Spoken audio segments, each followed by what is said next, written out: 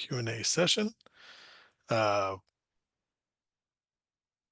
If I happen to be asking a question, by the way, and needing some additional understanding, or Mark does, that you can type into the chat box only if your question is the one being asked, where there may be some, more clarity needed to be understanding your question.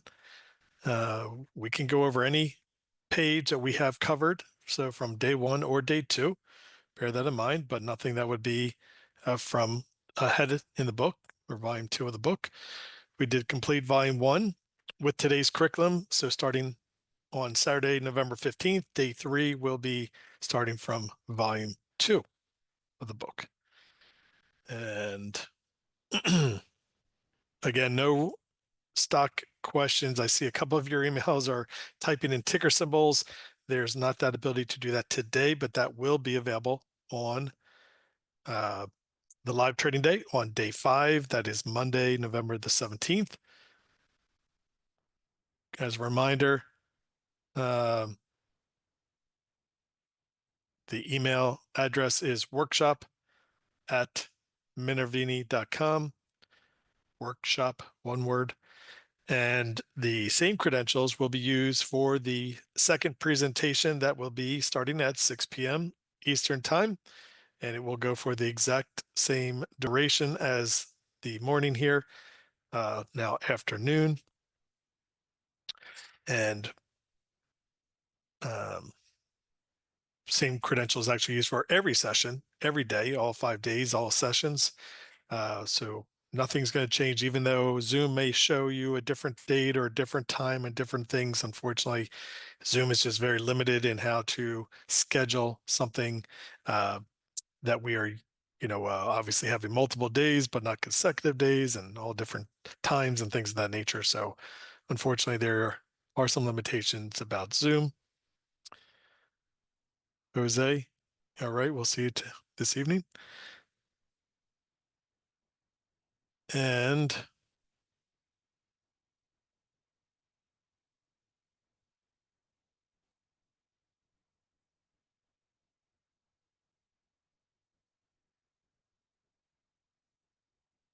stand by 1 second.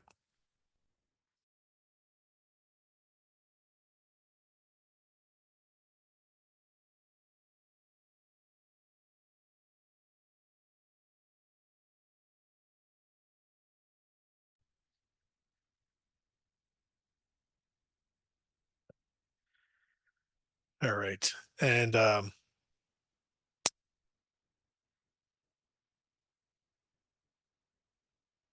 just taking a quick look.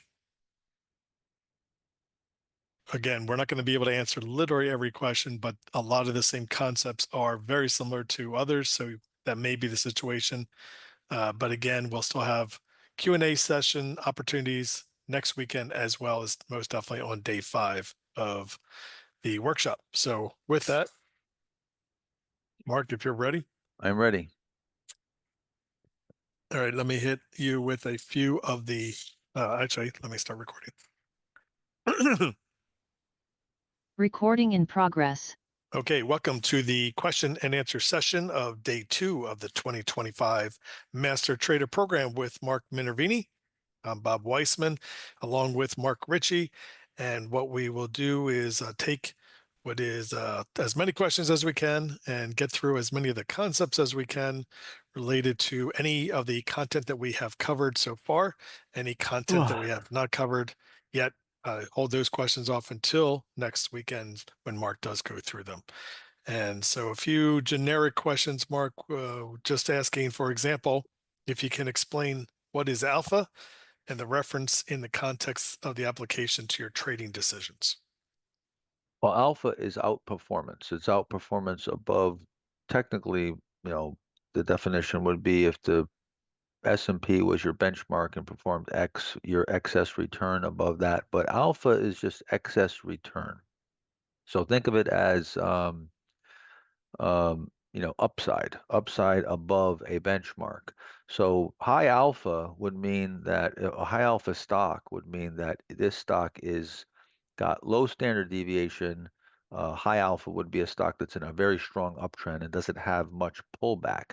So that's what we're looking for. We're looking for stocks that are behaving, stocks that are very strong, strong uptrends, a lot of momentum, and don't have much counter trend movement where they're pulling back sharply too much and having that back and forth. Because volatility for us, we're low risk traders.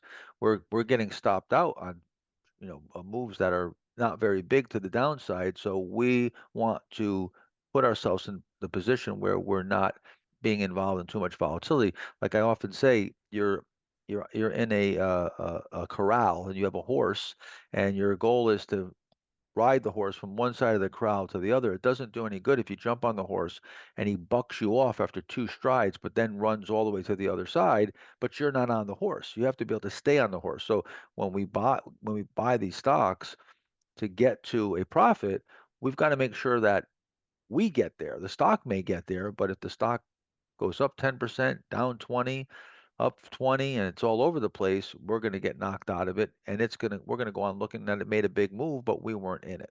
So the high alpha is, return without volatility. All right. Question being asked if you're using market exposure trades like SPY, QQQ, do you use stops on those types of ETF trades?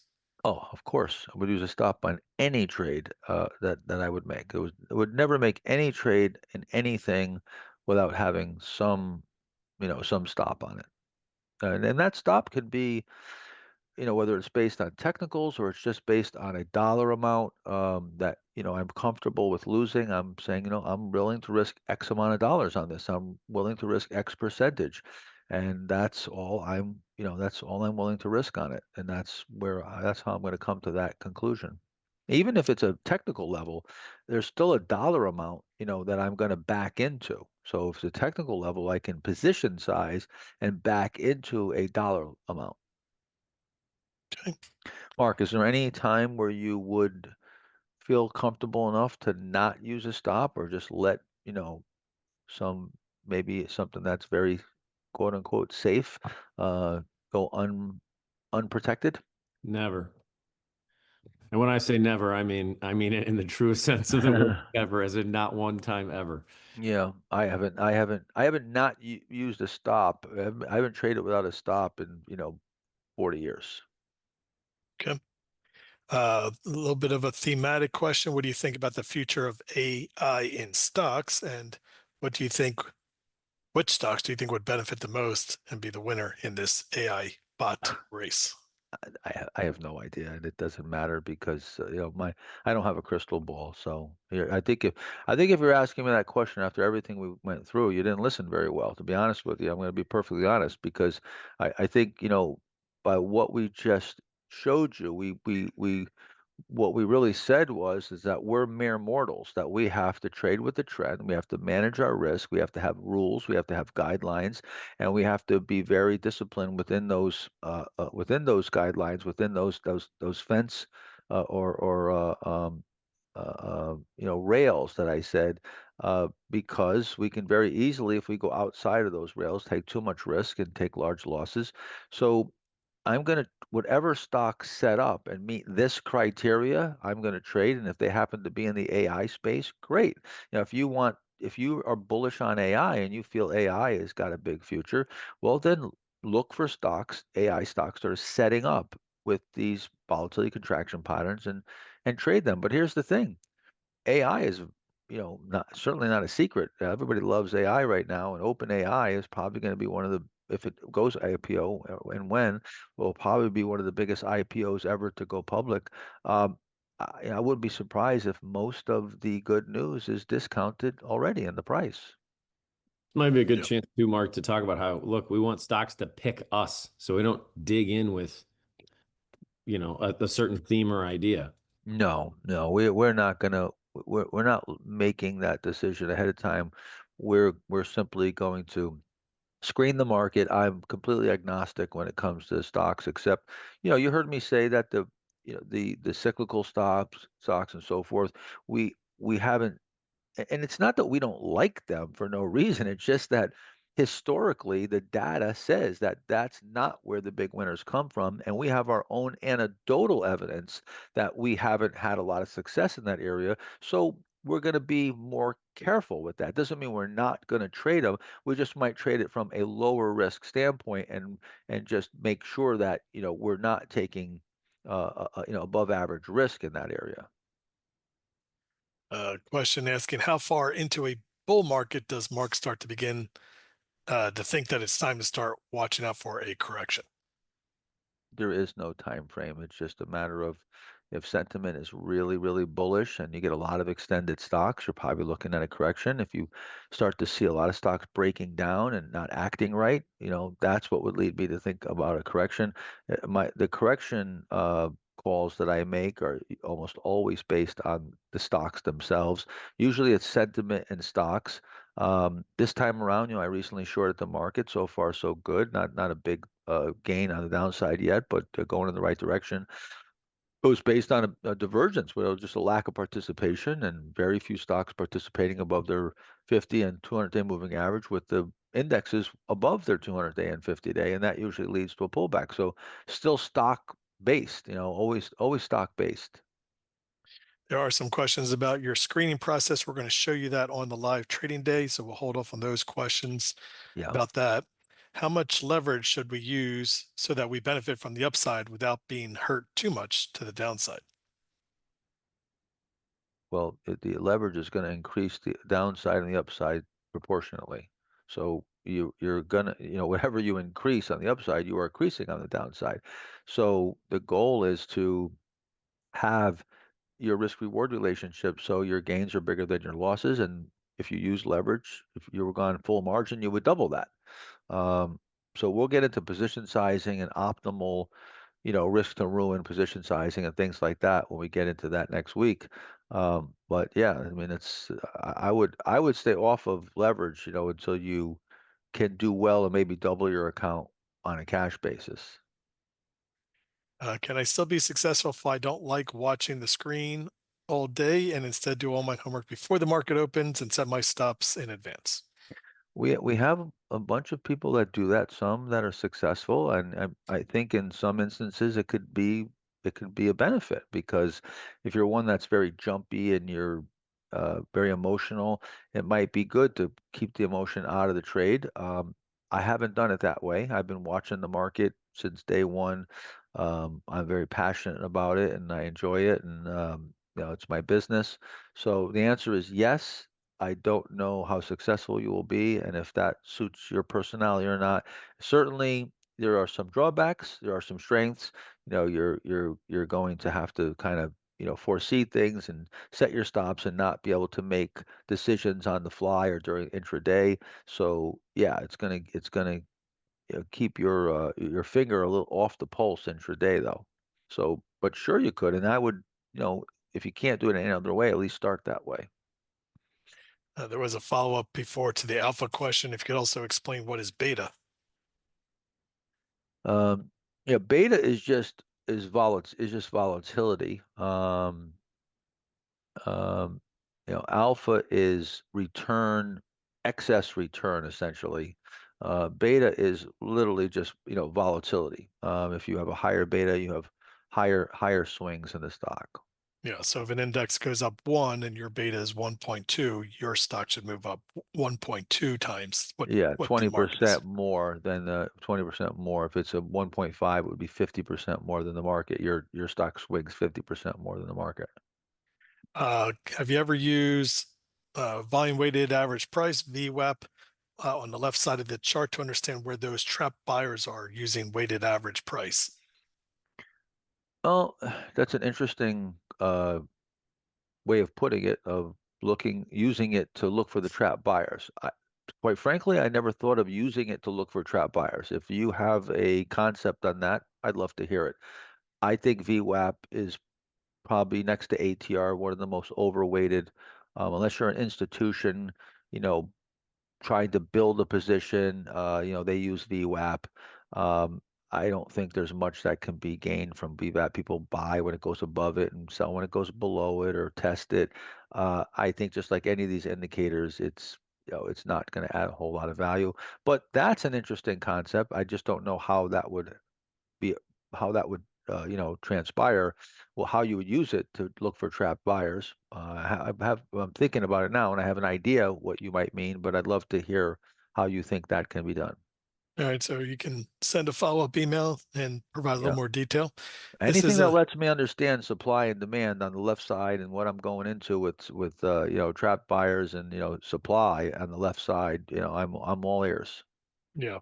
I think he was referring to on the left side of the chart. There's ways to show that volume based on price at different price levels. I think that's But I'm not, but or what is that going to show me over just looking at the price and the volume? Like I can see well, the volume and exactly. I can see the price. So You're seeing all yeah, the you're here- seeing all the exchanges, all the volume transacting at different price levels, so that you would see how many people were buying and or selling at different levels of prices. Yeah, yeah, I'd love to hear it. But again, just remember indicators, any indicator that is calculated, based on price volume can only be coincident to lagging. So the only way you can use it to not be coincident or lagging is if you look for divergences. So now, maybe it is coincident, but it's calculating like something like calculating the percentage of stocks above their 200-day moving average. Well, now with that, if there's um, the index might have more stocks above its 200-day moving average than the general market, right? So, or the index might be well above its 200-day. Meanwhile, there's not many stocks in the market because the index is made up of a bunch of capitalization weighted. That's a little bit different, and that's not a real indicator that is being calculated by the underlying uh, uh, security. But when you're calculating, say, price in a moving average crossover, a stochastic, something like that, it can only be coincident or lagging. So for me, I rather just look at the price itself, the volume itself. It's useful though. Some people use it. People use these things and they make money. There's techniques and tactics for it. Again, I just haven't found it to be necessary. I haven't found in 43 years, I have not found it necessary to go beyond price, bar charts, price, volume, and a couple moving averages for smoothing. That's all I really seem to need. But now we have a tool called Modeler, which I do use a lot, and it's amazing. And I wouldn't look at it as much as indicators as more behavioral. And I'll show you that, soon, and we'll see what you think of that. This is a kind of generic, but what if we get a VCP pattern with few contractions, but every contraction makes a new high? Is that a strong sign or should I avoid that? Yeah, that would be wedging up, and that Right. would be I'd have to see it. Again, you'd have to see it if it has the look and the symmetry. But if everyone's making new high, that would just be a stock in an uptrend. It wouldn't be a base. Yeah. So that wouldn't qualify generally. I mean, if you sometimes you have the right side, you have what we call a high handle, and you'll form that last pivot will be up. Matter of fact, I think it was either Cena or if I can find it, maybe one of you guys know where it is. Um, I'll look for it while we're doing the next question. But there was one or two that had that. I'm trying to find. I'm scrolling through here. I don't know if you remember, Bob. It's probably in the when we talk about the volatility contraction. Let me see if that's no right here. Yeah, so you see this was actually a little bit higher. That one's a little bit higher right here, but that's not exactly, you're a little bit higher. But not where you're talking about sort of, stair stepping its way up where you're like in an uptrend. That it needs to really be a base and be moving, somewhat sideways. And you really want shakeouts. You want, wedging down is better than wedging up. That's something that O'Neill talks about in his book. Okay. Back to the longer term holds. You ever use hedges for positions that you want to hold long term? Never. And is it possible for a sub to be so perfect that it now gives you a reason to pause Of what to be so perfect? a setup? Absolutely not. Why would I? Why? That's completely illogical.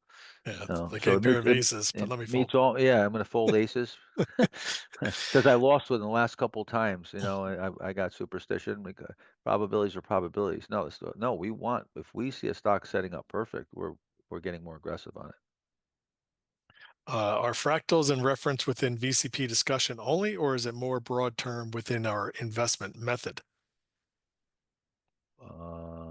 Not sure Please, what that means. please explain the significance of Mark, fractals, you know what that particularly means? VCP fractals. Maybe we Well, should let people know exactly what fractals this is a means. fractal right here. See this right here? This right side right here. Look at this little pattern. So there's 1, 2, 3. That's a little VCP right here, but this is a big VCP, right? 1, 2, 3, 3, 4, 5. So a fractal is a pattern within a pattern.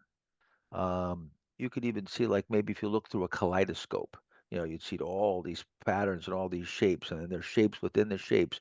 But charts really show a great depiction of fractals, and volatility contraction can really, highlight that. So fractals are just patterns within patterns, and those those iterations of tightening are healthy. They're healthy signs when you're talking about supply demand and consolidation. When you're consolidating and you're setting up, stock is setting up for the next leg up. The only way a stock goes up is for demand to outweigh supply. So that has to culminate at some point to the point at which now the stock can go higher. And if it's not going higher, then it means that you have equilibrium. And if it's going lower, then you have demand is less than a supply. There's more supply than demand. So fractals just show you that process is happening even on a smaller basis, and that's when that's on the right side, that's an excellent sign, especially on the larger bases, because the larger bases have more supply and need more time. So they need more iterations. They need more wringing out. If you have a bigger towel, you're probably going to have, if you soak the blanket, a comforter for your bed in water, just think about how hard it would be to get the water out. You'd have to twist it and wring unless you were King Kong, and your hands were big enough. Otherwise, you'd have to twist it more. It would take more work to get the water out of it. Same exact thing happens with stocks. It's quite amazing on how that works like that. And remember, Yeah. it's the effect, guys, not the cause. And the thing I would say is when you do have fractals, multiple patterns within patterns, it is a stronger setup, uh, uh, more commonly to be a better setup for us and more It confidence because it's certainly, acting yeah, properly. it can be, especially when it's a larger base. Large question here, but I'll paraphrase someone who has noticed or followed your market calls over time, and they seem to be uncanny within a day or two, sometimes the exact day of the market highs. Basically asking, how do you do that?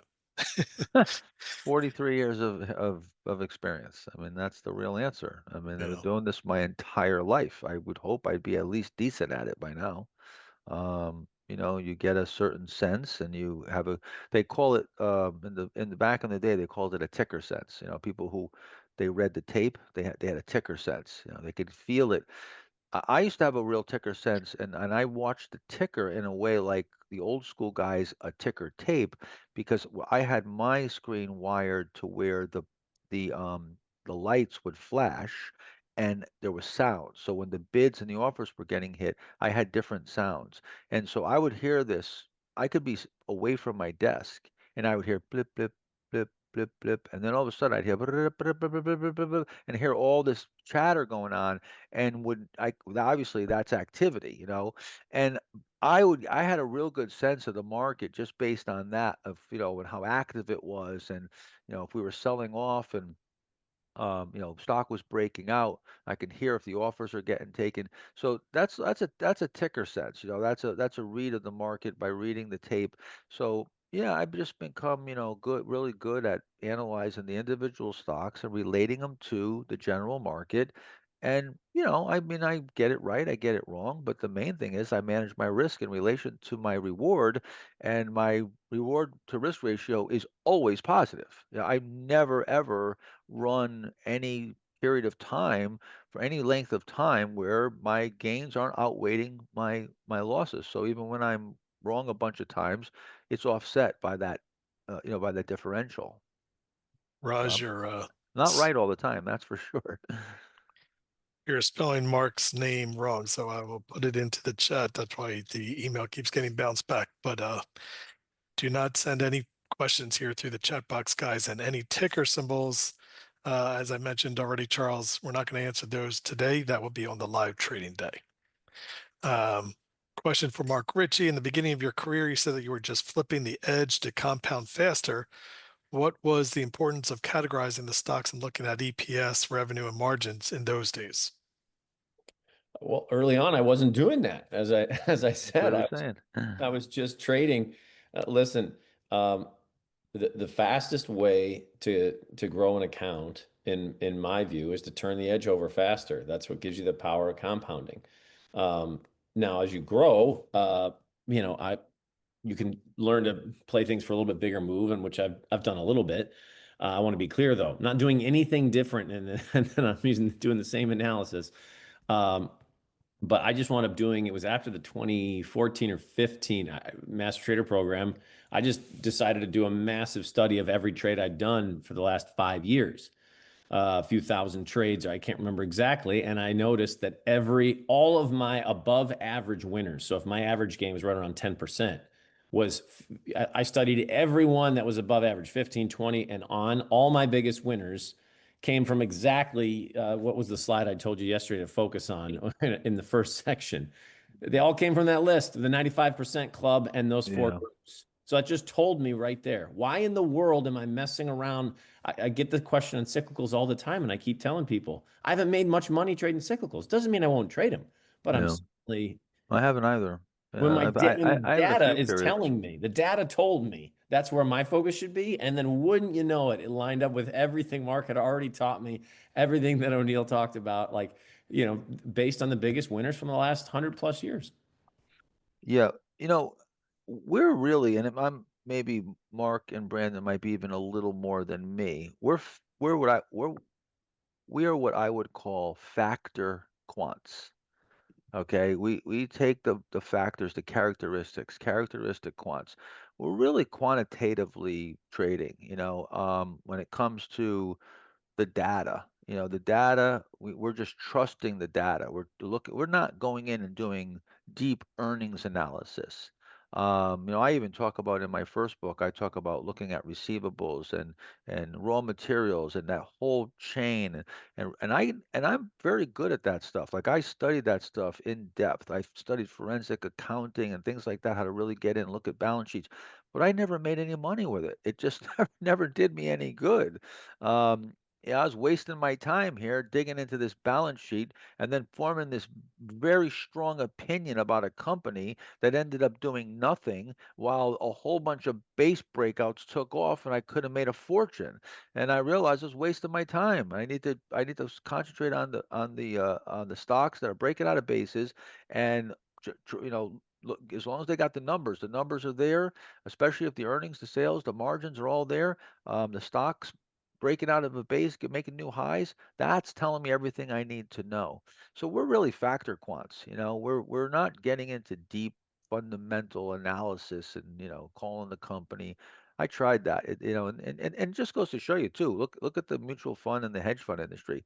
I mean, almost nobody outperforms the S&P 500, and almost nobody makes any more than 12% a year. So with all these MBAs and all these CFAs and all these teams and everybody following everything and knowing so much about a company, they still can't do diddly squat. Okay, so and then you got guys like me that become multi millionaires, and we're as David Ryan said, they're slipping charts under the door to us. Another follow-up to Mark Ritchie, just asking, essentially, if you tried other strategies before Mark's and what made you decide to focus on Mark's strategy. The short answer is I was making money.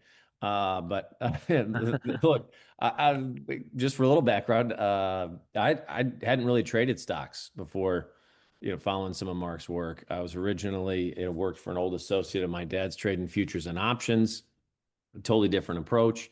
And look, just decided to go on my own. And as the old saying goes, when the student's ready, the teacher appears. It all kind of clicked. I had almost no idea of any type of process or whatever.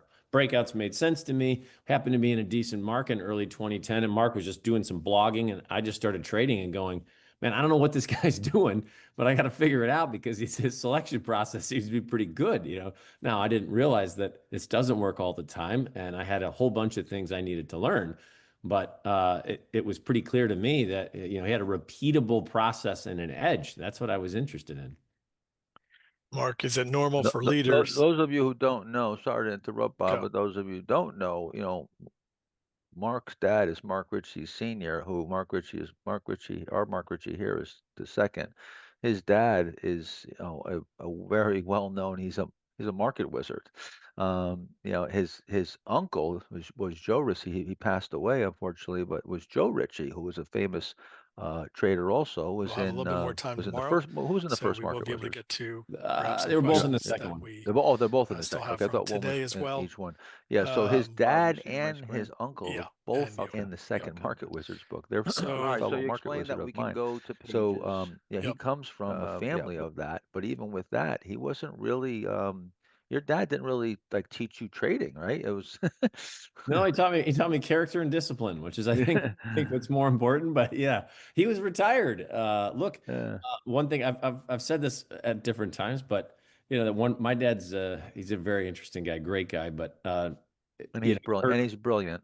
he heard Mark talking one time on one of these Q&As, and he'd said Mark had said never underestimate small gains compounded over time. And my dad was just leaving the office because I was working on one of his offices at the time. And he said, "Who is that guy?" And I said, "Oh, he's this, stock trader guy from New York." And he goes, "Well, listen to everything he's saying," and then closed the door and he left. Well, I asked him a while later, I was like, "What made you say that?" And he said, "Well, that's how you get rich in the stock market or in any market is compounding an edge over time consistently." And nobody would say that if they hadn't lived through it. So I thought that was interesting. question being asked if it's normal for leaders to not give many entries to get on board. No, it's not. Usually you get entries. Usually you get a number of entries. In a market, in a bull market move, in a secular leader that makes a move over, years, let's call it a year to 3 years. I think the average bull market is, a year and a half, year and 8 months, or average big winning stock. Usually get at least, two, three opportunities to buy it and make a significant, move from those buy points. Okay. Um, and last generic question: if you use, uh, or first one is, what if you have a negative PE in a stock that's a growth stock but not having positive earnings, negative earnings? Does that affect your decision? Well, you mean a negative PE, meaning that the PE, there isn't really a PE because there's negative earnings. Right, right. It depends. That's why I categorize stocks, and that's why I try to understand the business and see what's going on there to see, does that make sense? What's the reason behind that? Is there a good reason? Is there a bad reason? I mean, are they looking at bankruptcy and they're losing money? And so it really depends. But certainly if it was a biotech and it looked great and the stock chart was great, and it had no earnings, then I don't care. I'm gonna probably trade a position. And then a similar question: do you check price to sales ratios for early growth stocks that may not yet have earnings as their negative cash flow I building? don't. Okay. No, I used to use price to sales. I used to use that as a criteria. I found it to be not consistent, and we'd have not seen there to be a appropriate level when you look at big winning stocks. We just haven't seen a correlation. Like I said before, factor modeling is where you look at a group of, let's say, runners, and see what their routine is, what their diet is, what their exercise is, and see if there's any correlation where there maybe, a large percentage of the best performers are doing the same thing. We got to find if there's some, and you might find there's nothing, but with stocks, we found that there was some very specific things that they all shared, and it was over every time frame. It was timeless. So we just haven't been able to find uh, a correlation with price to sales. Well, price to sales, of course, it's just like a PE. I mean, the higher it is, there's there's an expectation there, and there's obviously um, a popularity, and you can say there's risk because if there's a high expectation, if that expectation doesn't get met, you could be popping the bubble.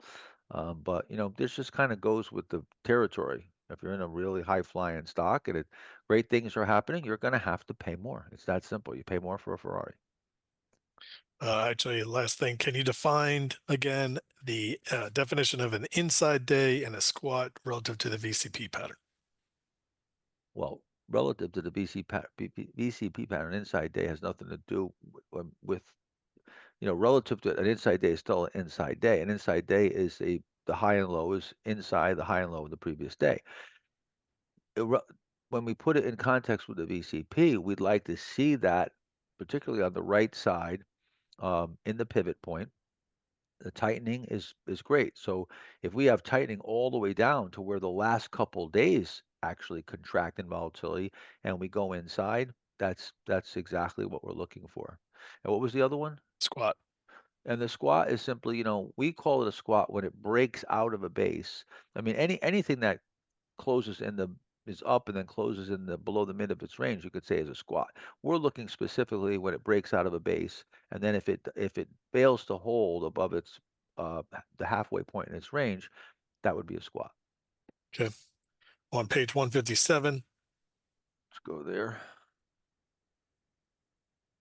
and while you're doing that, we had a question about the VCP. If successive highs, is it important that each of the successive lows of your your time contractions, is it important that each of those lows are higher than a prior low?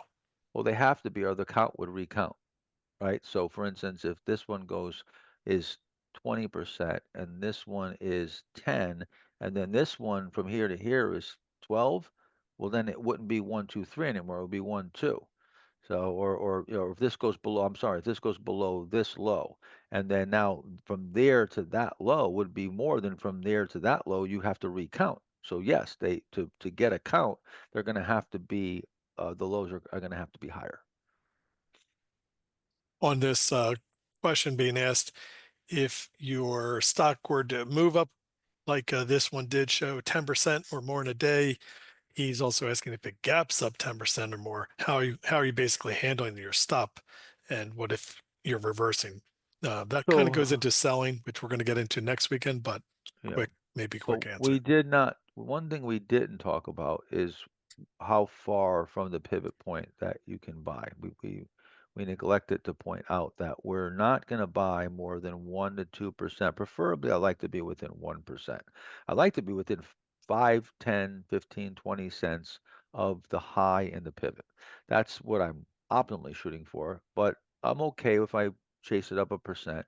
2% would be pretty much the max I would want to chase it up. Anything after that, we back off and leave it alone. So if it gapped up, if it gaps up and it gaps up where it's only 1% above the pivot, well, then it would still be viable. Yep. On 157 as well, on the second contraction, volume went very, very low. Would that be a valid buy point, even though the stock had significant overhead supply? The The second second contraction. contraction, the volume went very, very low. Well, Yep. you'd have to measure. So if this pullback here, we can go to this one here. And I think I pointed this out before. This is really right borderline 9%. Right here, you've got a little tight price right here. You could start buying it right here before it takes out these highs. Um, this would be, a buy point. Not as good as this one, but you don't have that information yet. You're over here. In your example, you came down 29%, you came down 9. This is buyable, yeah, but it didn't break out, and I didn't buy it coming through here. I wasn't really using at this time. I wasn't yet really using the techniques of buying the low sheets within the pivots like this and getting that creative. I was waiting more for the pivots to set up on the right side. So I just didn't really have that technique down yet. Even now, I probably would wait on this, or I would take a small position and wait for it to tighten up a bit more. When you're measuring your contractions, are you measuring from the top of the trading days range or just the close? Same thing on the lows. Are you doing the bottom trading point or just The the stuff, closing the level? top, the high of the highest level on this left side, and then as it rallies back here, the high right there down to the low. So it rallies back, the high to the low. Whenever it rallies and then comes back down, that's where you're just going to be measuring from the peak to trough. Okay. On page 160, you mentioned you used longer term trades, but when you originally started, but over the years you went towards shorter term trades. Why did you change from longer to shorter term? I think you explained commissions and things of that nature. Well, I'm going to show you. I'm going to show you an actual study that we did back a long time ago of analyzing opportunity cost. So opportunity cost means, okay, if I'm holding this stock goes from 15, let's call it 30, 100%, and it takes from what's it, February to August, right? So you're talking, 7, 8 months. Well, what could I if I got X amount of 10% gainers or 20% gainers in that time and strung those together, could I get a larger than 100% return? And sort of where is that cutoff? Like what do those numbers look like? And what we found is that the shorter term trading, you can make more money by turning over the edge. There's an opportunity cost. Plus, how many stocks go up 100%, or even 50 or whatever, a decent move is, and how long do they take, and what kind of volatility cost, because to make that big move, remember we talked about selling at the strength and then rolling over into a next one. So there's more to it than just that. There's also volatility and there's drawdown. And you've got to be in probably a pretty strong bull market too to get a big move in a stock like this. But if you're just trading 10% moves, almost every stock moves 10% at some point, and even in a bear market, you could probably do some short-term trading. So it was just more of having more opportunities, the opportunity cost, and being able to turn over the edge more. And also just from my own anecdotal evidence, I was making more money shorter term trading as I got shorter term. My profits were better and my drawdowns were better. I had more control. On 161, how do you know that this is a base still within stage 2 as opposed to the VCP in effect being stage 3? Because it meets the stage 2 criteria. So Again, I don't know why you guys are missing this. What page is it on? page 65. We're hearing a lot of questions like this, and it's a very simple thing. Let me show you. Okay. There's 4 pages that are If it very, meets this criteria, yeah, it's a stage 2. yeah. So if it doesn't meet this criteria, i- then it's not a stage 2. It's that simple. It has to meet all this criteria. So there is no ambiguity here. There is no scratching your head and wondering. And it doesn't matter stage 3 or stage 1 because you're not going to know until after the fact. So that's only going to be known in hindsight. The only thing you can know, and the only thing you need to know is it in the optimal stage 2 that I should be buying a base. If not, then you should not be buying it and you should be looking somewhere else. It's that simple. Might be over simple, and that's why. So I've heard this, at least 3 or 4 times already, and during the last 2 days. Yeah, I would say there's 4 very key slides, 65 being one of them, 28, which is the 95% club, 118 and 166. Here, I'll just post it in the chat Well, they're box. all key, but yeah, I hear These you. 4 slides are slides you have to have. You have to know these details, these stats like inside out. There's just no way you cannot not know these names or details.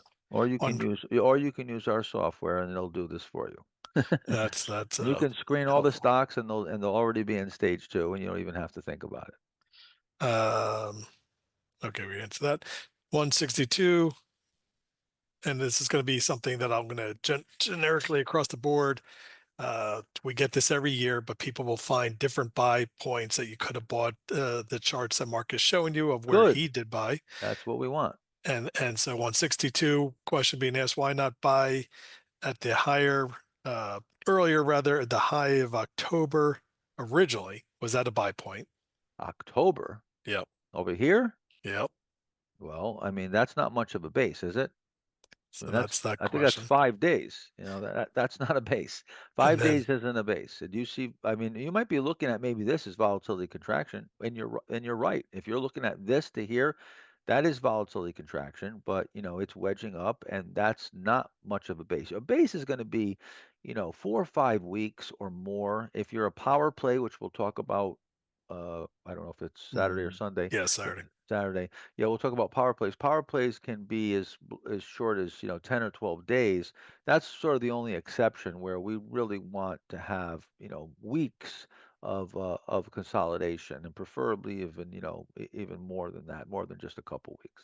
And then early December off of what they're Well, suggesting. this is a little cheat area. I'm not sure what that percentage is. It might have been a little bit wide. It gapped. You're going to some supply here. So this is could be buyable. You're below the 50-day, okay? So, depending on how much you're below the 50-day, um, if you're more than 8% below the 50-day, I stay away from them. I don't know if we updated that slide, but I know where 65 is the slide for the. Yep. Okay, this is 162. Hold on, let me just go and make sure. I want to make sure I don't confuse you guys. Let's see. Yeah, so 50-day, where is it? Off the low right there, 25%. Uh, was it in that? No, no, no, no, no. Hold on. So I think we took the 50-day. Yeah, current price above the 50-day. So okay, so it should be above the 50-day, right? Exception load sheet setups. Now with load sheet setups, I did not put in here. I should have put in here. Um, the rule is, and you could maybe 10%. That would be the most I would do. But I think on my screens I have it set to 8% below the 50-day. So on load sheets and cheats, it can be below the 50, but I don't want it to be more than 8% below the 50-day. So let's go back to that. What was it? 162? Yep. Yeah, hold on, 162. So over here, see, we're below the 50-day, all right? And again, I'd have to calculate that percentage, but if you but if you follow the rules for a stage 2 confirmed uptrend, this is below the 50-day, so it doesn't make it. It's not in a stage 2 uptrend there. Now over here, it's above the 50-day. Even here, even this cheat is above the 50-day. Here you're below the 50-day. So that lowers the probability. So I wouldn't be normally buying there. And that there's a lot of questions on this slide. That's why I'm combining them all together. But Yeah, I a mean the very one good right here is where there's right. another buy point is right here. That I could see making a buy.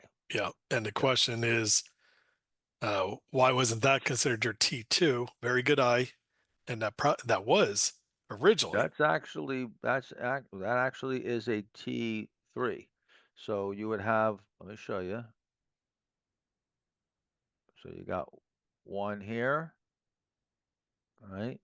You've got two, whoops, two to here, and then you've got that little, whoops, sorry about that. That little pause right there, that's three. Right there. That's your three. But as the pattern developed, the two that you do see marked actually, and we've had to measure this before because we get this question multiple years, that actually the two that is marked is just a hair slightly deeper than the where mark is right now, showing that. So originally that would have been T2, but then the marked T2 is a wider, deeper Well, pullback. oh yeah, right, is wider than over here. Yep. Right, Yep. so that resets that. That Right. resets it. But this, up to this point, this is 1, 2, 3, and this is a buy point, but you're going into some pretty good supply, and that's why it's short-lived. See, it runs into the supply, and it needs more time to digest it, and it goes through another iteration, and then finally, now it's up where there's less supply, it's had more time, and that's why you get a cleaner breakout, and it moves better. Yeah.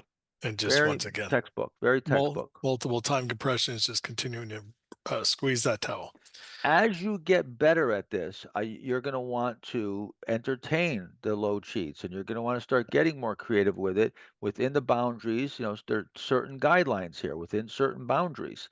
You're going to have your rules of thumb. This is viable. This is viable here.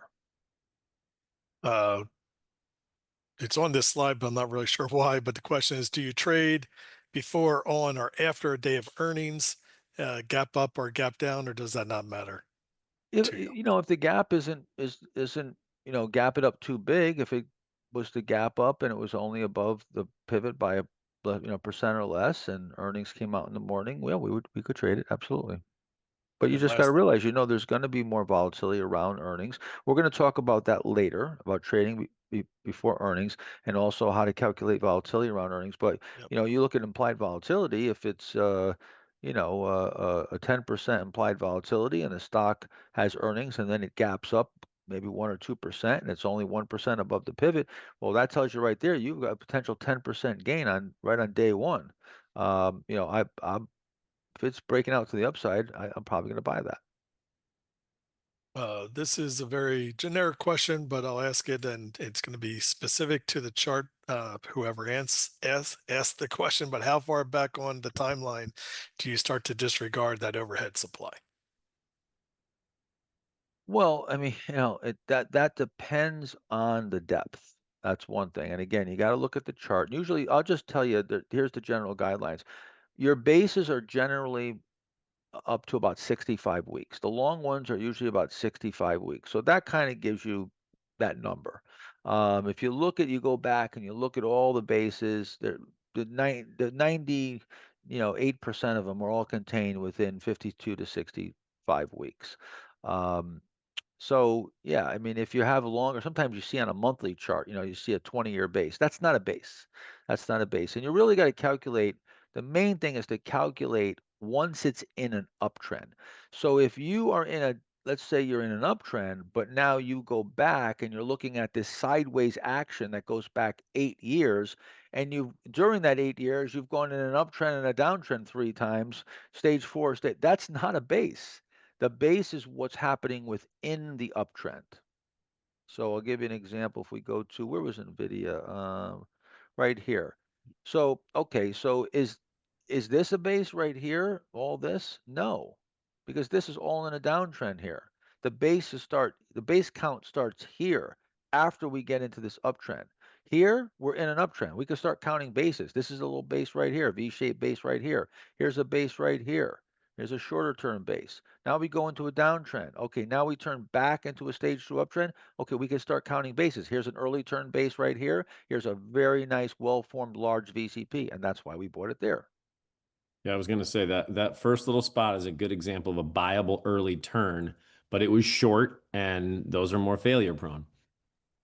Right. I mean, you can look at something like this, this is a big, long sideways move.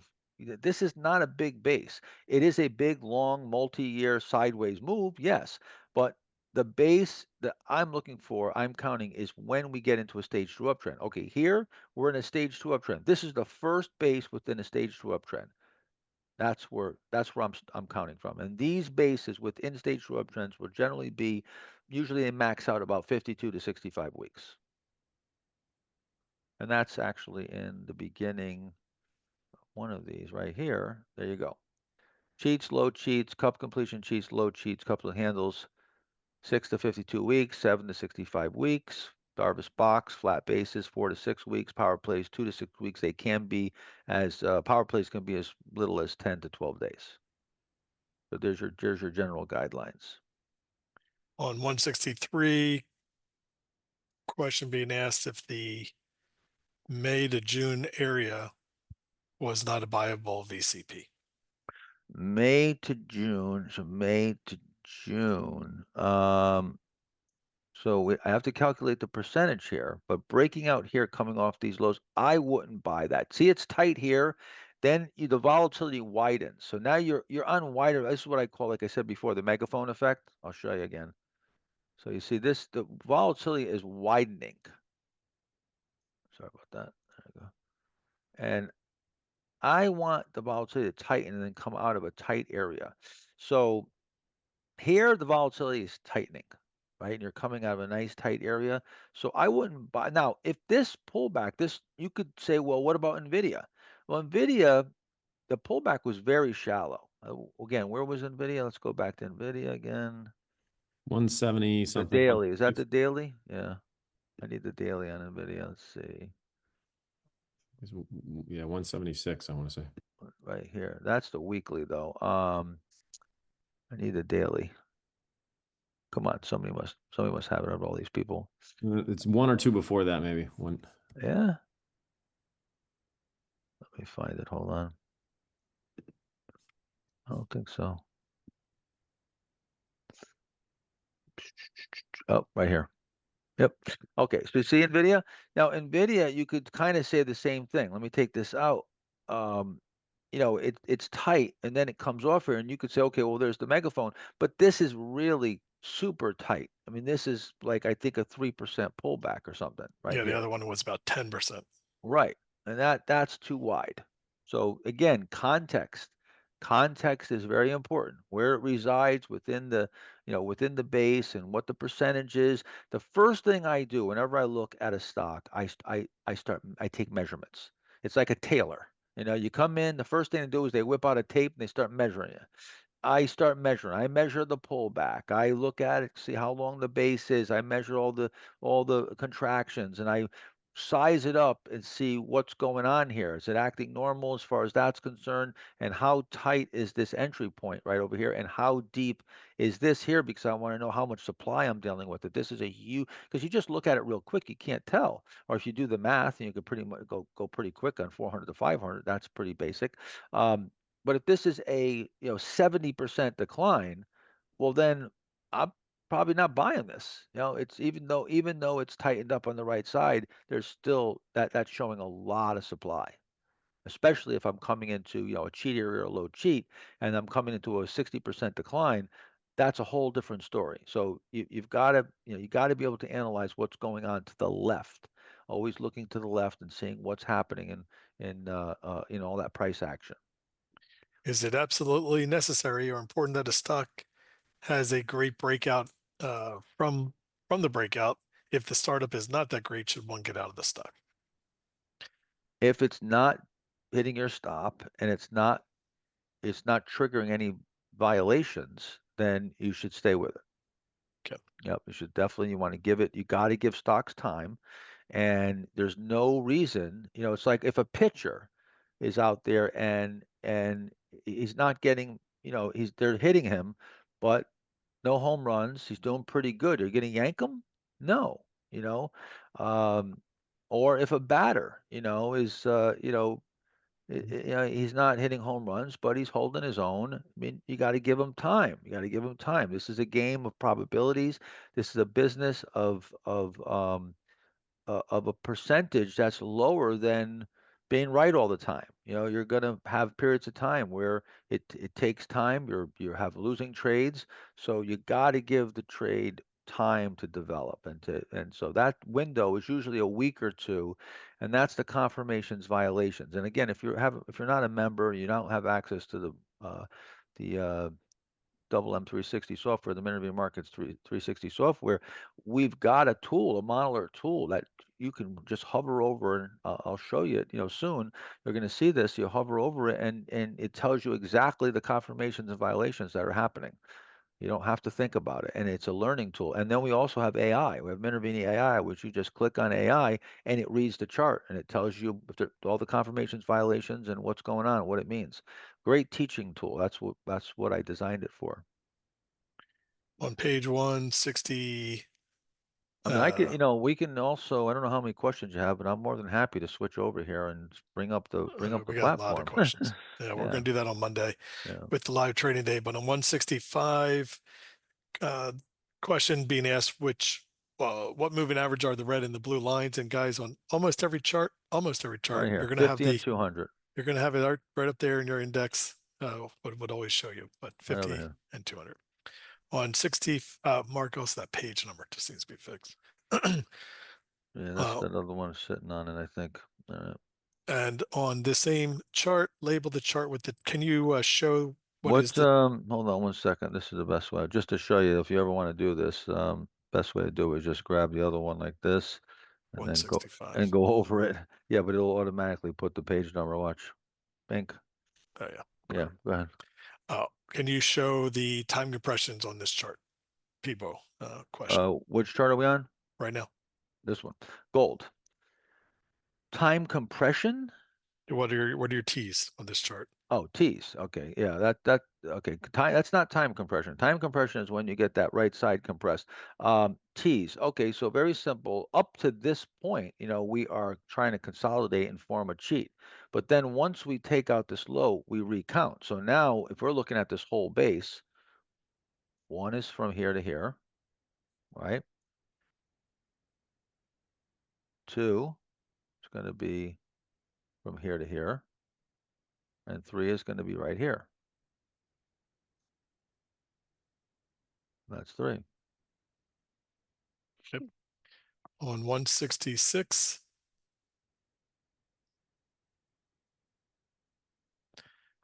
specifically, how do you think about the time duration of the contraction, basing period? Would a brief contraction be more bullish than a slow, drawn-out contraction?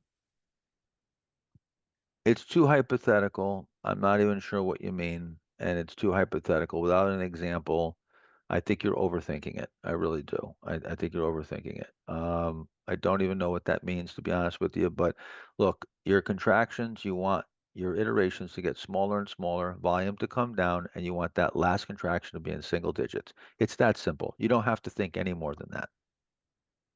And who Don't is, don't overthink it. yeah, try to keep it simple. Who, the question being asked, who is moving the stock here, Aunt Betty or institutions?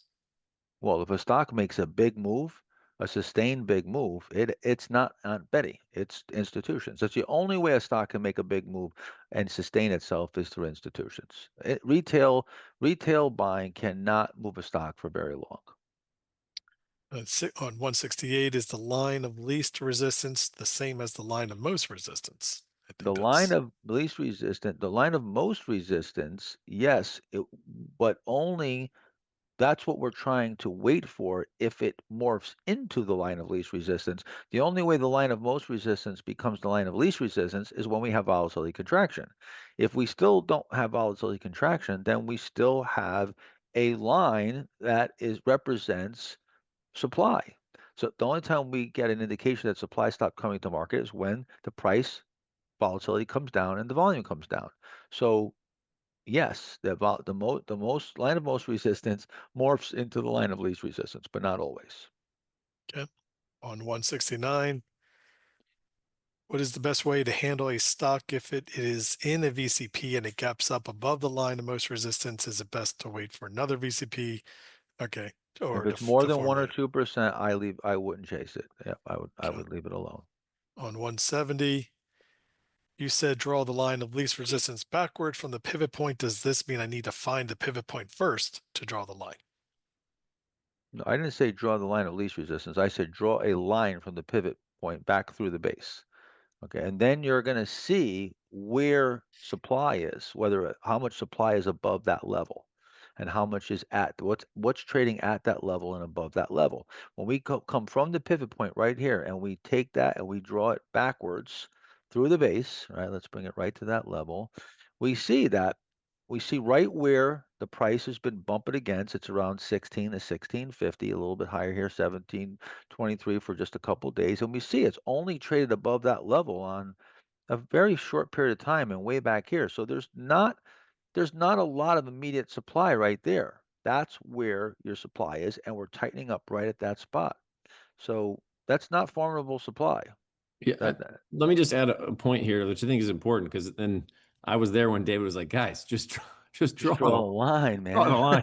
Because there was this, how to determine the pivot point. But somebody was saying earlier, or pointing out that lower cheap pivot. Well, draw the line there, Mark, and I'll tell you why I would never Okay. just touch it. Let's draw a line on the lower pivot, the one that I said is buyable over here. Yeah, but very expert. And the reason I Right generally here, stay this away one from right here, right? exactly, yeah. Yeah, so let's draw a line there. Okay, we're gonna do exact same thing. We're gonna take it across from that pivot point, right? Right to the top of that pivot. We're gonna draw a line there. Okay. And now we'll take this line out. Now, picture looks a little bit different.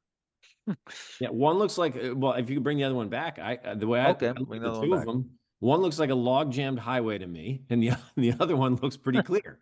Yeah. That's the difference. And then if you look at the way the stock acts once it gets through the one level, and Mark nailed it earlier, saying, look, there's a price to pay for that lower one. You know that you're running into the supply, which is why Right. it has to contract again. Yeah, that's why this is happening here because it's dealing with this supply. Does it mean it's necessarily going to happen? No. But the probability, if you have a lot of supply on this left side that you're running into, the probability is, especially if you're compressed here, is that you're going to have to contend with that and the stock is going to go through more pullback and more consolidation. And our goal is to buy it the right before it takes off. Well, if we think it's going to consolidate more, why are we buying it? Right? Just to buy it lower? No, we'd rather buy it here and have it take right off. So, but again, this isn't well, I would maybe not buy a start a position. You could start a position here, but you got to realize you're going into supply and then you have to really see what it looks like. Now, this left side looks pretty good, and I'll tell you why, especially if these big moves. We don't have volume here, but see this big move here and this big move here? If these were big sell-offs and we had a lot of reversals to the downside, well, now we're coming into some really, formidable looking supply, but actually around this price level, you've had some big buying. So that's why this one here, I could see buying some here because this looks like you're catching some support around those levels. So that's why I was saying that once you get into where you've been doing this for a while, you're starting to venture into the bottom fishing pivots. You really got to become really good at analyzing what's happening to the left and understanding that supply dynamic. And you also really need to analyze how tight is that low cheat. Because if Yeah. you can, and we'll get into that more, but this is where if you can get at a multiple of your risk off that low cheat before the supply, you can sort of trade your way out of a portion of the shares. Right. What Mark is saying is, so right here, let's, say this breakout above this pivot is, let's just call it 1450. We'll call down here 1350. It's $1. And then from there back up to where you think it's going to run into some supply here is, $3. Well, you got a 3-to-1. Even if it doesn't take off and break out and it just consolidates, you still have a good chance at having a risk reward ratio that pays for taking that risk because even a move just back to the old highs is going to give you three it's going to give you 3 R's on your money. Just to be clear with her main question at the end, do I need to find the pivot point first to draw the line? Absolutely. Okay. Question being asked if you either Mark trades pre or post market to take advantage of getting into a breakout early. No, I don't at all. No. Okay. In page 171 is okay. Oh, we already addressed this. The last contraction is a little faulty, but still tight enough. 174. No, it's not faulty at all. This is fine. This whole thing's fine here, especially for a stock of this market cap and this volume. This is phenomenal price action. On 174, question being asked, where do you know is the top price of which bar to decide to draw the line? The, Essentially, the, the top of the pivot, right here, how do the you top of identify the pivot. how do you identify the top of the pivot? That's the question. It's the highest price in the pivot. There's where it tightens up, that last tightening. Once that last tightening is inside 10%, it's single digits, it's simply the highest price in that last contraction. 175, is this a good example of you buying below the 50-day moving average? Yes, so in this example, if this pivot was no more than 8% below the 50-day, this would be viable. This would be viable. However, we're going into a lot of supply here, so most likely we would want to, we'd probably buy a smaller position, or we would, take a very low risk as far as it would have to be quite tight on our stop. But this is a bottom fishing low cheat. But what I'm showing here is that the same exact characteristics, everything applies. The volume should come down in the pivot. You have volatility contraction. The only difference is that you're down now low in the base. So by default, if you're buying lower than prices to your left, you're going to have supply to your left. But I don't see big selling here. This is really quite orderly. This is the type that I would see, bottom fishing. Okay. On 176, looks like the RS is very low. Is that not a deal breaker? And also, Well, I'm not sure how you even get that because there's no number, but yeah, I'm not sure how you get it. It's low. First of all, it just came public, so it's not going to really mean a whole lot. and on that same note, you're buying it below it being below its 200-day moving average. But there isn't 200 days, so how can it be below its 200 day? Yeah, There but it isn't would there be. isn't 200 days. It wouldn't be. It wouldn't be. It can't be. It wouldn't be. It would have to be 200 days more of price action, and we don't know where those would be. So it wouldn't be. It could be, it could not be, but we don't know. This could be it could have a previous uptrend in this. Now, if you look at Bitcoin, maybe it is because this is Bitcoin an ETF, and Right. that's maybe what you're referring to, that it is because Bitcoin already existed, and now this came on the scene, taking it from that price period, right?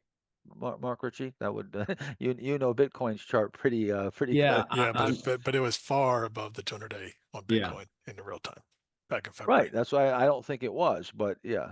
Yeah, it's still a very steep ascending 200-day back at that time period. Right. On page 185, this is the intraday chart. I'm wondering, what are the differences in stock selections in day trading versus swing trading? And/or can I do both at the same time to manage cash flow in the beginning of as a day trader for cash flow and a swing trader for bigger profits? I don't day trade off of intraday charts, so I can't tell you. I'm not the one to tell you that. I don't do this. I just show it because I want to show that these are timeless. These are uh, this is as fundamental as gravity, as the law of gravity. It's not going to change, and it doesn't know time frames. So people think, well, maybe this, if everybody starts doing this, they won't work anymore. This won't happen. It's not the cause; it's the effect. You've heard us say that a bunch of times. It's not the cause; it's the effect. So it's not working because people are using it or they're not using it. It's the effect. It's just supply and demand. The stock can't move higher if supply doesn't stop coming to market in some way, shape, or form. Supply has to stop coming to market. This is just graphically depicting supply and demand. So, yeah, as far as day trading off of these kind of charts, I don't do that any other than this mark. Yeah. 187 is asking why not buy at the first pullback. I'm assuming they mean middle of August. You have an inside day, which also has volatility contraction. I think he's talking about right here, but I don't know. Yeah, maybe. Yeah, draw the line. Again, if you draw the line, yep, draw the line. Let's draw the line right across here. The pivot. If this is what you're talking about, this pivot right here, um, no, you're going right into supply. There is not much supply. It's not a whole lot of days, and that's why, again, see why it consolidates, and because it's contending with some supply. So yeah, I mean, this is tight. You could buy here. There's that's why I pointed it out. This came off of, and sometimes I'm just watching these pivots to see how it acts. So, okay, great. This was a successful move off of this pivot, and now it's tightening up, it's improving. So I'm usually watching these stocks. Like something like this breaks out, big earnings, comes up on my screen. It's not set up yet. I'll put it on a watch list. I'll watch it. And as it develops, I'm living through this, and this is proving itself. But you look, once you know the cheat and the low cheat, the sky's the limit. You could be buying them. You could buy into supply all day long, and you could identify pivots. But you're going to have to do this for a while and learn what the pitfalls of that. What the pitfalls are. Yep. All right. More confirmation, more confirmation. The more it works through and the closer it gets to wiping out that supply, the more confirmation we have. 189. How many days can be spent in each range? Is there any guidance on that? How to scan and when to add the stock to your watch list? I'm not sure what is So what each contraction, how many that. days is can be spent in each range? Oh, that's as many days as it wants, as long as you have the symmetry and each contraction is tighter than the other, and it's within, normal. Like I said, the longest you'll normally see is about a year or so, a year to 65 weeks. So other than that, it's going to be look, trying to come up with these numbers and back into this perfect formula is what you have to not do. Okay. This is where you're just going to get yourself not only in trouble, but you're going to get yourself to miss tons of stocks because you're looking for this absolute mathematically perfect answer. Just look at the chart. Look at all these charts and start looking for charts that look like these charts and count the contractions and look for the contraction to be single digit on the right side of the chart. Start trading them and you'll learn. You'll see how these act, but getting into this mathematically trying to figure out exactly how many days it should be here and here. It's like asking an artist and saying, so how many strokes when you do when you paint a river, how many strokes do you go right and then left when you're painting red? There's no way you can answer that. It's impossible to answer that. Look at the painting, learn the fundamentals of painting, and you'll be able to apply the art in a beautiful way. But you have to learn the fundamentals and learn the nature. Once you learn the nature, you got to get out there. You got to do it. You got to paint. Take the brush. At the risk of painting a shitty painting, paint. Go at the risk of singing a bad note, sing. Sing in the shower if you have to, where nobody hears you.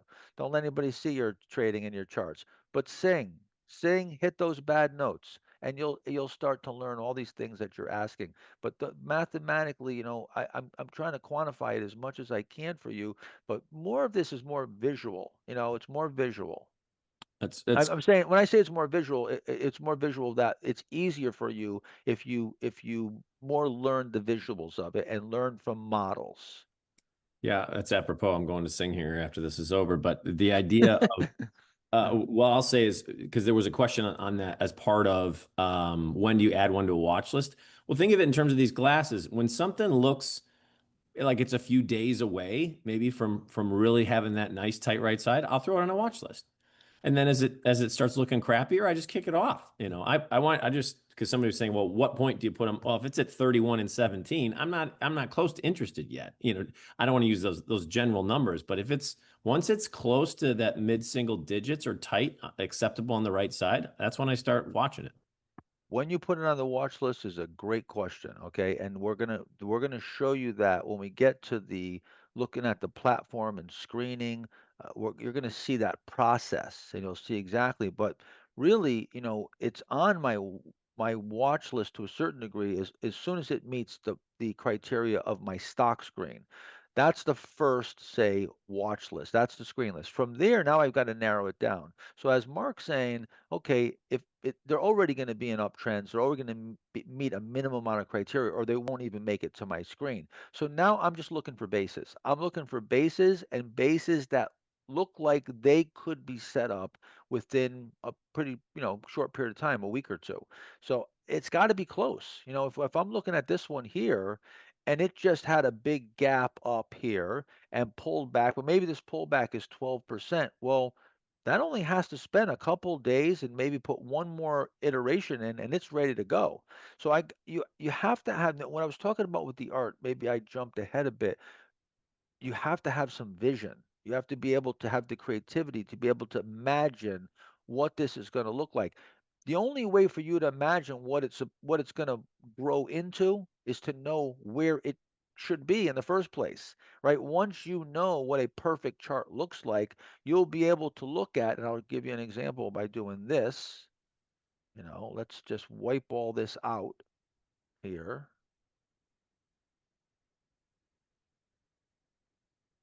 Okay, so the stock is here. Okay, so now I look at that. I see that as compressed. I see a right side a bit compressed. I love the fact that it just shot up off the lows on big volume, but I see it kind of compressed. But I know that, I can draw in there now and say, well, let's see if this, and I got to put this, oh, is it going to go above it? Yeah, it is. Okay, cool. Let me do that again. Watch this. I'm going to use my imagination. Sorry, I lost my tool. Watch this. Okay, so now I'm going to use my imagination and say, well, if this does this and this, that's kind of ready to go there. It's a little compressed. It's a little compressed. So maybe it needs a little bit more time. Maybe it needs a little bit more time, right? So I'm using my imagination now. Maybe this comes off a little bit more, comes in, there's a couple iterations. Okay, if it looks like that, ooh, that would look pretty good, right? Wow. That looks nice. That has the look. See, I can only know that if I know what it's supposed to look like. That's why I need to first learn that. See, that's pretty close. That's pretty close to what it looks like. All I did was just draw in some tightening on the right side. So that's how they're going to make my watch list. I'm going to screen, and then I'm going to use my imagination as if they're close enough. You gotta, this is not a pure science. It's you're gonna have to do some work with your brain and roll up your sleeves, especially in the beginning. Yep. On 193, Mark mentioned we should avoid stocks with deep corrections. In this example, a 60% drop. Up to what Mhm. amount of correction is uh, Our general rule of thumb, my general rule of thumb, David Ryan's general rule of thumb, O'Neill's rule of thumb, we have basically operated as when they over 50% is a big decline. When in 60 and above is usually off the table under all circumstances. 40 or 50, is if we got to look at the market. If there's a really deep bear market, and if the base is really big, maybe that's where you get that 65-week base and it's put in a lot of iterations, has really good symmetry, then maybe yes. But again, context is everything. If it's a deep correction, I don't want it running straight up the right side.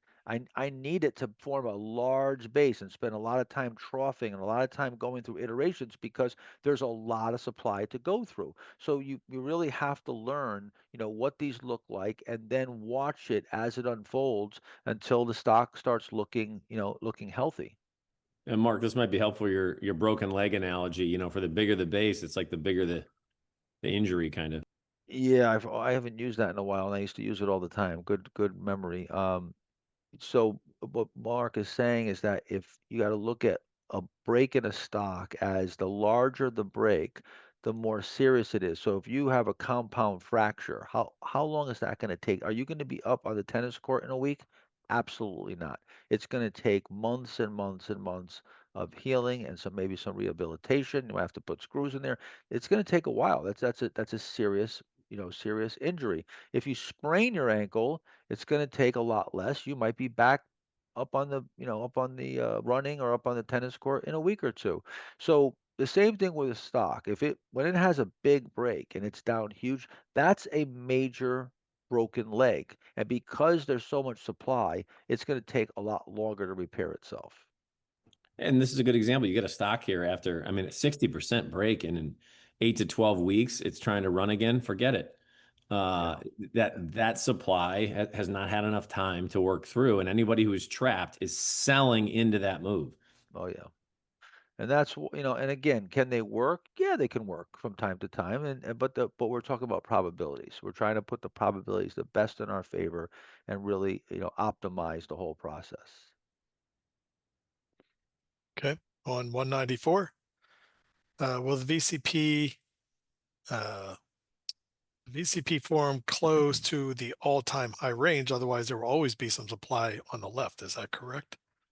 That's right. There will always be supply on the left. So it depends how far back it is and how deep the supply is and how well the stock is dealing with it and how well formed the right side is and how tight. That's why there's a lot of things to consider. And that's why David Ryan discouraged me from teaching the low cheat, and in particular the the bottom fishing. because you're dealing with a lot of supply. And now you really have to have very good price and volume skills of analyzing that to really understand what's going on there and see the nuances where you're not putting yourself in as much, you're putting yourself in more danger. So if the closer it is to the old highs and when it goes into all-time highs, then there's no supply.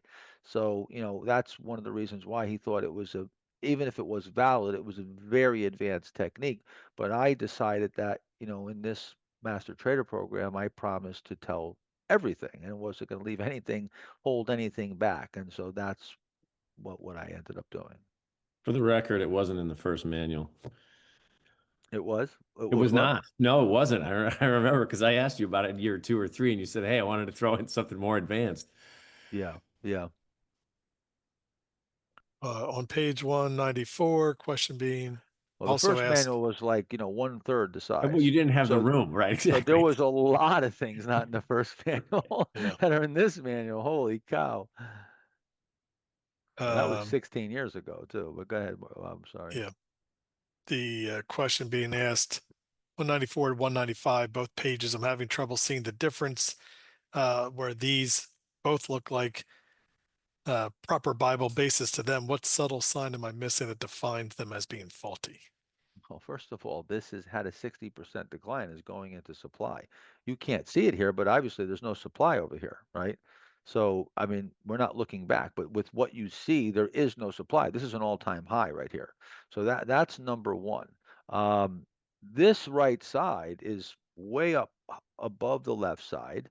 It ran straight up here. That is not the best, formed right side there. So this is much more orderly, pulls back, just a better, more symmetrical base. I mean, there's a lot of little nuances that you can spot here. This actually has two undercuts of the low, one here and one here, so it has two shakeouts, runs up the right side really, really nicely. Of course, this is a weekly chart, and I believe this is a daily. So now you're looking at more granularity here. So, but with that taken into consideration, this is a much shorter. This is barely a base. This is a very short, very short base. This is a much larger base. This is weekly. So how many weeks is this? I don't know.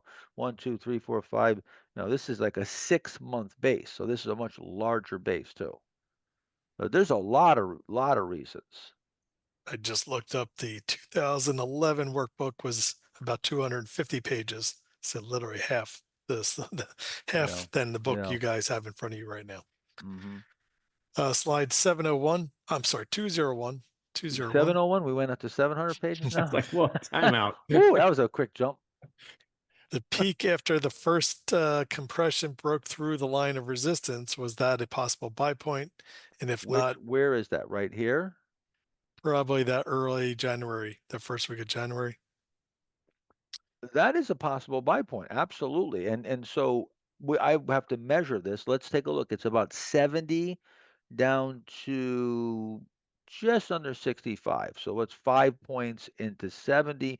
That's single digits. So this is buyable right here. That's a very good eye. I love that you're seeing that. So right here, now this is what I was talking about, how sometimes you reset, right? Now the question is, let's just say you bought it there. All right. Is this pullback enough to stop you out, right? This pullback from here to here is single digits. So I don't know. If you had a 8% stop, you might have still stayed in all through this and you might have added to your position. But let's just say you got stopped out. So you get stopped out here. Let's just say right at an 8% stop, you're knocked out. Okay, and now it tightens up. This is improved. This is like getting dealt aces back to back. I'm going to go back into this stock. I'm going to buy this stock again. If everything else meets the same criteria, you might have to go back in. Sometimes I've had stocks where I tried 3, 4 times. Matter of fact, even the recent short position on the SPY, I shorted the S&P, I think 3 times prior, with very tight stops. My average stop on all 3 of them was less than 2%. So I didn't even lose 4 or 5% on all 3 of them collectively. So I kept my stops really tight, and this last time So far I got it right. We'll see. So far so good, So sometimes I have to try a number of times, and that's one of the things you have to realize. The pattern could improve even after you get knocked out of it, or even at a higher price. The price action might improve, and in this case, that's exactly what happened. Okay. But great eye, great eye. That's what we want to hear and see, that you guys are 205. seeing these things. I'm not sure on 205, can October 26th high be 26 considered high. the pivot point? Yeah, he's talking about right here, Yeah, probably that right that there. one will, yep. Well, that's really going into a lot of supply. You're not gaining a whole lot of advantage, except maybe if you're afraid it's going to take off and you're going to miss it, then if it tightened up a bit over here. So, yes, it's tight, not one that I would take. I'd want to see this tighten up more. That would Okay. be very aggressive. That would be a very aggressive, and as we said before, creative entry point, and I think an unnecessary one. Also on 214, although it's not specific to that chart, but the question being asked, do you give importance to crossover of the 50 moving average and the 200-day moving average? No, nothing other than, again, meeting the criteria of the stage two uptrend. As long as it meets all those criteria, you're in a stage two uptrend. Okay. I'm not trading because it crossed over, no. But I do want the 50-day to be above the 200-day. Yes, that is one of the criteria, is that the 50-day is above the 200-day. 216, I'm not able to see the VCP in the cheat zone when you traded the stock. Okay, well, let's look at it. Here's your first contraction right here. Oh, well, first of all, when I traded it up here. I didn't trade this cheese zone. I actually bought it right here, coming out of this handle. So I did not trade this. But if I were your accountant, let's see, as we like to say, let's pull this out. So very simple. All right, here's your first pullback, and here's your second. That's it. That's your cheat zone. Now there is no low cheat. This is in the middle third. Remember, middle third is cheat. Lower third, low cheat, upper third handle. That's simple. Where it resides in the base. Obviously, when you're in the lower third, you have the 2/3 that have supply. When you're in the middle third, you have 1/3 of supply. When you're in the handle, you have very little supply, if any at all, because you're very close to all-time high or new highs, or going into new highs. Page 245. Can October 31st be a viable bar? October 31st. Oh, over here. Absolutely. Absolutely. That's a really nice. Now, again, you are heading into supply. So you got to realize you're heading into a pretty good deal of supply, but that's really tight. It's a great little entry, and I would absolutely entertain starting a position there. Yep. But it And gets much better over here. See, you don't have this information, right? At this point here, let's take this out again, right?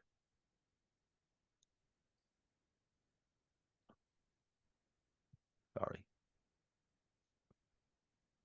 This is all the information you have right here, right? So, okay, that's pretty tight.